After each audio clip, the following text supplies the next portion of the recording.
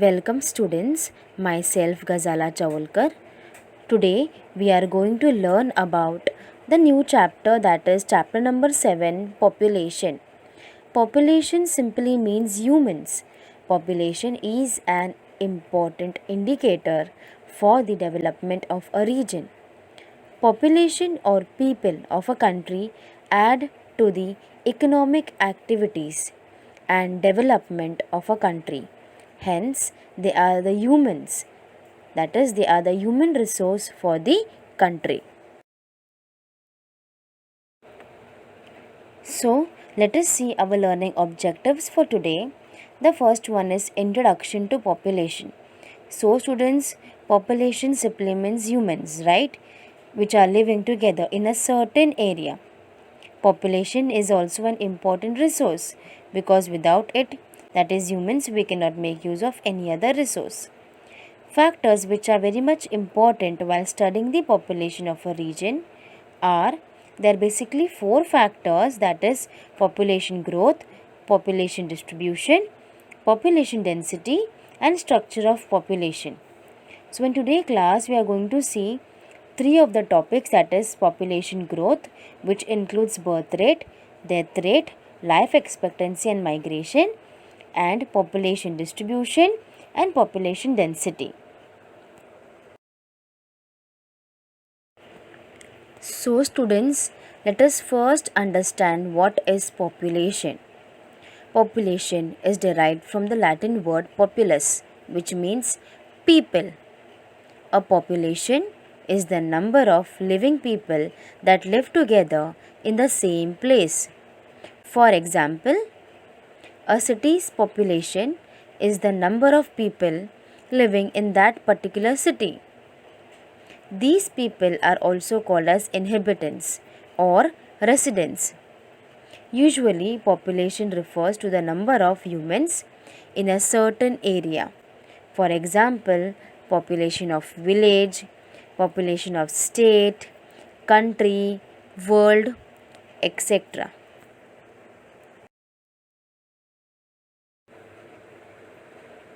Students, try this out. Obtain the following information for a particular day. Now all these questions are given, like how many students are there in your class, out of the total number, how many are boys and girls, how many are absent, what is the total strength of the students, total number of boys and girls in your school, which class has the maximum strength and which class have the most absentees. So this is only possible when we maintain the record properly. So every day teacher takes the attendance, right? So to know the class better. So this is accordingly very important to know the class better. And we can say that different classrooms have different students. For example, in standard 5 it will be 45 and in standard 6 it could be 30 children. Thus the number of children is not evenly distributed in the classroom, in each classroom. So from the above exercise we can obtain information about the strength of the students in our school.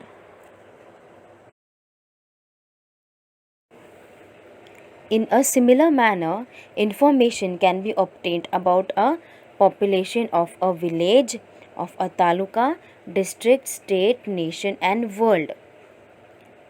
While obtaining this information, we need to also consider important factors, that is the age group. So age group ranges from childhood to youth, adulthood and seniority. Childhood includes 0 to 14 years of age, youth period is 15 to 24 years, adulthood from 25 to 64 years of age, and seniority, that is senior citizens, comes under above 65 years of age. Then sex ratio, that is total number of males, total number of females. Literacy, that is a person should be able to read and write. So all these factors are taken into consideration while studying the population. Study the table. Now this table is taken from your textbook, page number 42. Now this table shows particulars, change, city A and city B. Now in particulars we have total population in 2016, That is, in A city it was 1 lakh and in B city it was 1 lakh 10,000. Total number of children born in city A were 2000 and in B city it was 2750. Total number of deaths in city A was 1500 and in B city it was 2200. People who have migrated from outside, in A city it is 23,000 and in B city it is 15,000. People who have migrated out, in A city it is 2000 and in B city it is 5000. So we need to calculate the total population in 2017.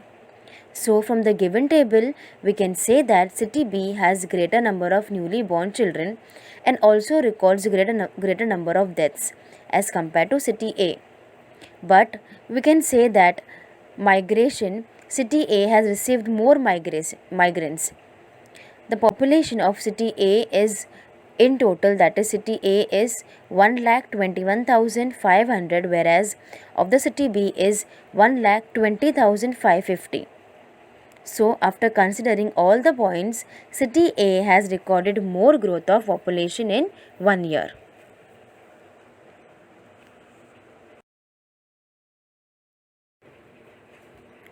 So, from the above exercise, it can be seen that there is a constant change in the population of a region. Sometimes there is a decrease in population and at other time there is an increase in population. So, this increase and decrease is related to population growth. So, what is population growth, students? Here means that it is an increase in the number of individuals in a population. Many nations with rapid growth of populations have low standard of living, whereas many nations with low rates of population growth have high standard of living. So population growth is nothing but it's just the size of the population and which keeps on changing over a period of time. While studying the population growth, there are a number of factors which are important. So, population growth includes 4 important factors, that is birth rate, death rate, migration and life expectancy. Let us see all of these factors in detail.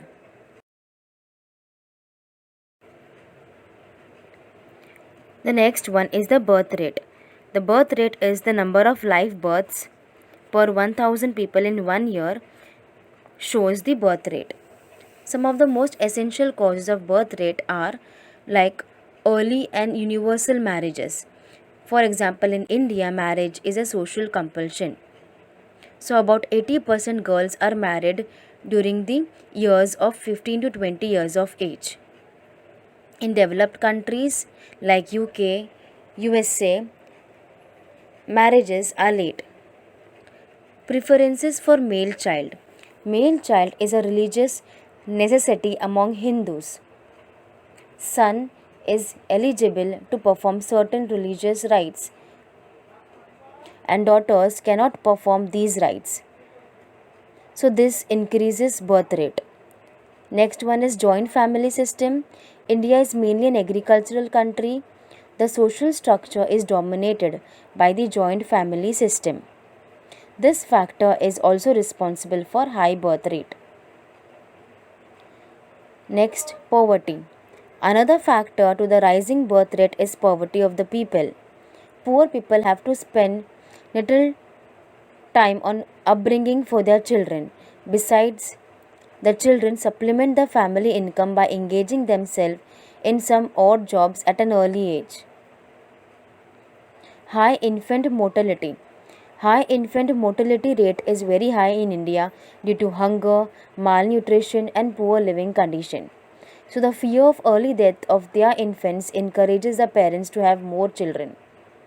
Inadequate supply of family welfare services. Poverty and ignorance deter people from using different practices, small family norms.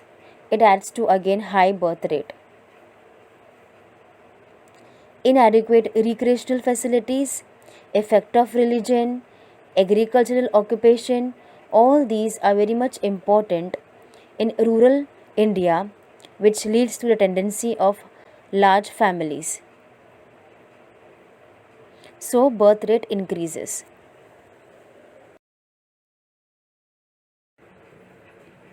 Death rate can be defined as a mortality rate also. It is a measure of the number of deaths which is in general or due to the specific cause. Now there are different causes related to deaths. It could be because of, for example, heart disease, maybe cancer, AIDS, or unintentional injuries, chronic lower respiratory disease, stroke or cardiovascular disease, Alzheimer disease, diabetes, influenza, and pneumonia. One of the important reason in 2020 was due to the COVID-19. Many of the people died because of this virus.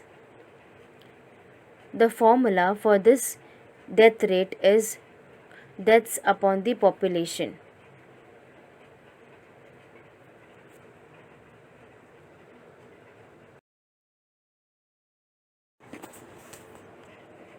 Life expectancy.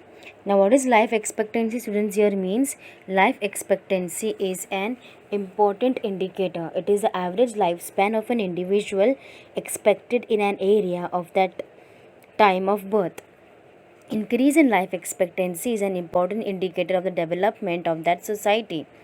Improvement in health facilities, progress in medical field, access to nutritious food lead to an increase in average life expectancy.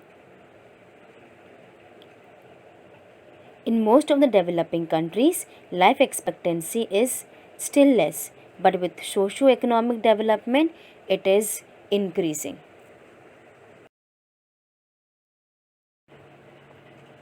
Migration. The movement of an individual or a group out of an area or into an area is called the migration. Migration is just, in simple words, we can say that it is a movement of people or a group of people from one place to another. When people move into a region from outside for residence, it is called in migration. And when people move out of a region for residential purpose, it is called as out migration. So, students, all the above four factors affect the population growth. The difference between the birth rate and the death rate is clearly responsible for the natural changes in population. Similarly, the migration of an individual or a group constantly result in the change of population. The unchecked growth of population puts pressure on the resources of a region. On the other hand, a controlled growth of population will lead to the availability of resources in the right proportion. A controlled population is an indicator of the development of a region. Here we have an activity, students. Take about 100 grains of black-eyed beans chawli. First, scatter these beans on a square of 30 into 30 centimeters. Now scatter 100 more beans on a square of 15 to 15 centimeters. While scattering the grains, take care to see that the grains do not touch one another or pile up one on top of the other. Now, answer few questions. In which of the squares can the grains of chawli be easily scattered? Obviously, the grains of the chawli can be easily scattered in the square of 30 to 30 centimeters. In which of the squares do the grains of chawli appear crowded? The grains of the chawli appear crowded in the square of 15 to 15 centimeters. Now, can there be a correlation between the distribution of chawli, these grains, and the distribution of population in a region? Yes, of course. There can be a correlation between the distribution of chawli grains and the distribution of population in a region. The example of chawli given here makes us understand that population appears scattered if the area is more and population appears crowded if the area is less. Students, in similar manner we can understand the distribution of a population in a region. Some regions are mountainous while others are flat regions. Geographical conditions vary from region to region. Some regions are well endowed with natural resources while others have limited resources. These conditions affect the distribution of population. Also, in areas with abundant resources, naturally the population is more, and in these areas there is dense population distribution. In areas with scarce resources, unfavorable climate, undulating terrain, etc., the population distribution is sparse. So, what is population distribution? It is just the spread of the people across the world. That is where people live accordingly. The organisms in a population may be distributed in a uniform, random, or clumped pattern. Now, what is this? Uniform means that the population is evenly spaced. Random indicates random spacing. And clumped means that the population is distributed in a clustered manner. Factors affecting the population distribution. Now, the following are the advantageous factors that affect the population distribution. Advantageous factors include physical factors and economic factors. Physical factors will take about like location, relief, climate, soil, mineral resource. Economic factors includes agriculture, industry, urbanization, transport, and markets. Disadvantageous factors that affect the population distributions are political factors like war, political instability, government policies, and social factors which includes race, religion, language, customs, and tradition. Students, again here we have an activity. So draw a square of 2 into 2 meters. In this square, ask two students to stand, and slowly we need to increase the number of students in this box. So few set of questions like, in the space provided, can you move around easily? Obviously not. We cannot move around easily in this space which is provided to us, that is 2 into 2 meters. Can more students be accommodated in this square? Obviously not. No more students cannot be accommodated in the square. If more students will accommodate, what will happen, students? It will appear crowded because the square is very small.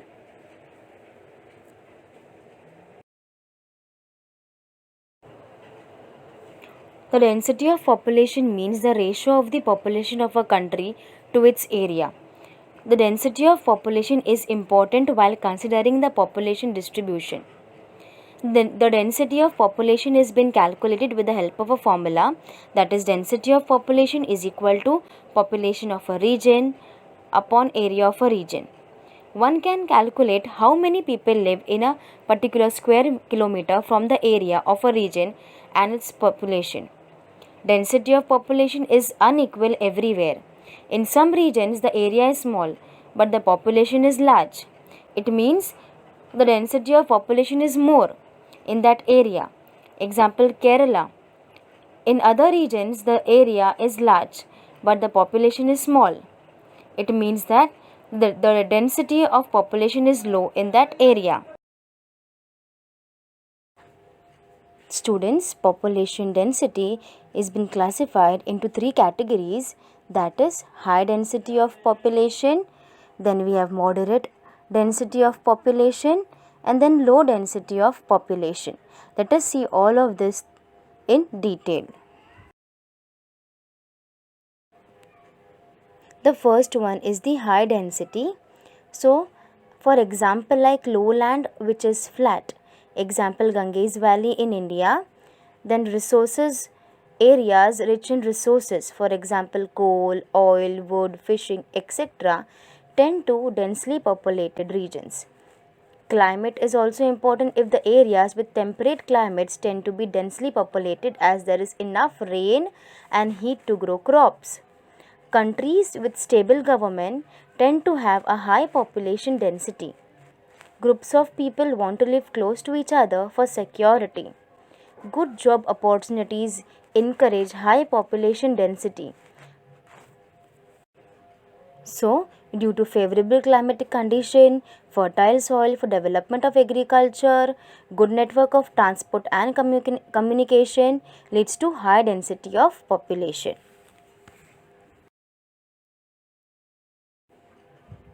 Moderate density population.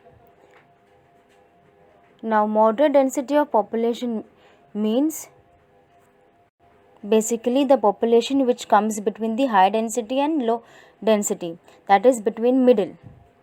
So, for example, in peninsular India, moderate density areas extend over entire Maharashtra and major part of Gujarat, Telangana and coastal Andhra Pradesh.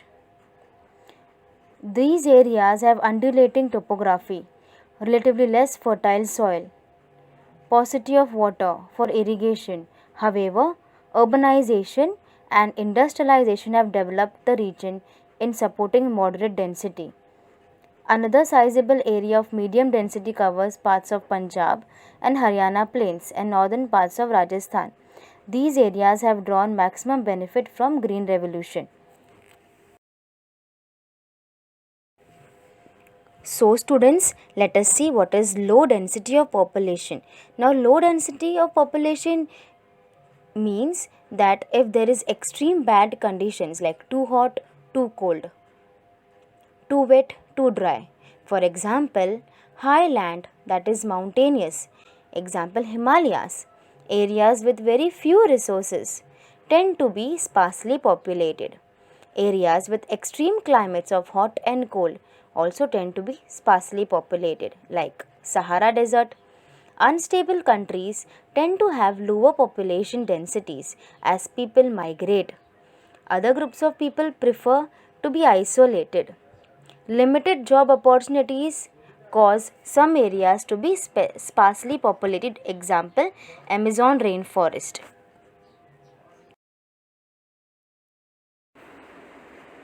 Think about it.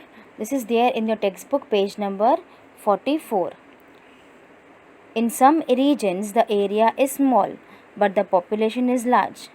Take for example Rajasthan. Now Rajasthan is a large state area-wise, but it has a very low population, that is very less population.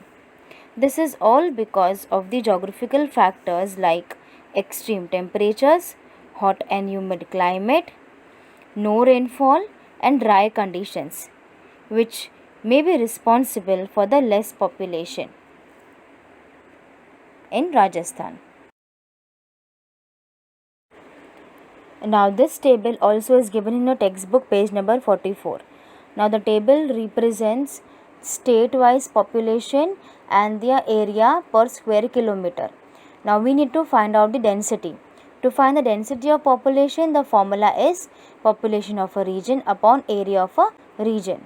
So when we apply this formula we get Uttar Pradesh, that is 829 density of population, Maharashtra 365, Tamil Nadu 558, Rajasthan 20, Manipur 122 and Goa 394. So from the area of a region and its population, one can easily calculate how many people live in a particular square kilometer. Density of population is not the same everywhere, as you can see in the table also. In some regions, the area is small, the population is large. In other regions, the area is large, but the population is small. So students, let us have a quick recap of what we have learned today. We learn what is population. Population simply means humans. Population is an important indicator for the development of a region. Population or people of a country add to the economic activities and development of a country. Hence, they are human resource for the country. Today, we also studied the important factors while studying population. We studied three factors, that is population growth, population distribution and density of population.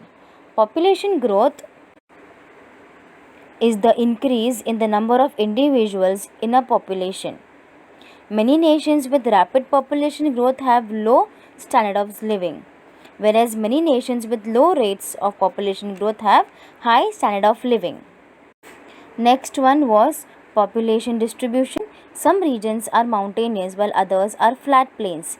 Geographical conditions vary from place to place. Some regions are well endowed with natural resources while others have limited resources. These conditions affect the distribution of population. In areas with abundant resources, naturally the population is more. In the areas there is and in these areas there is dense population distribution. In areas with scarce resources, unfavorable climatic condition, undulating terrain, etc., the population distribution is sparse. We also learnt about the density of population, that is the ratio of population of a country to its area is population density. While discussing population distribution, density of population is also considered. The density is calculated as per the formula, that is density of population is equal to population of a region upon area of a region.